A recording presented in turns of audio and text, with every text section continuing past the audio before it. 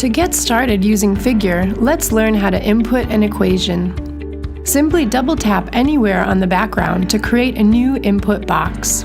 The expression is automatically ready to edit as indicated by the highlighted Edit button above the input box.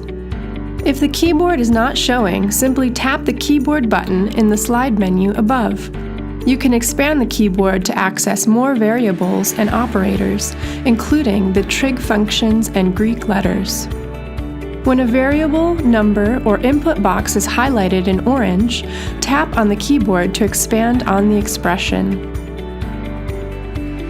As always with Figure, if you make a mistake, just hit the Undo button to go back. To edit complicated expressions such as fractions, tap on the variable you want to expand on to edit it. For example, if you want to add to the denominator, simply tap on it to highlight it. Same for the numerator. If you want to add to the whole fraction, tap on the division line to highlight the whole fraction and add to it.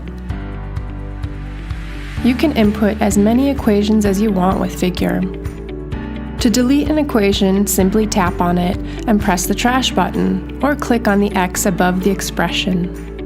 Drag an equation with 2 fingers to move it around, or drag the background with 2 fingers to move the whole notebook.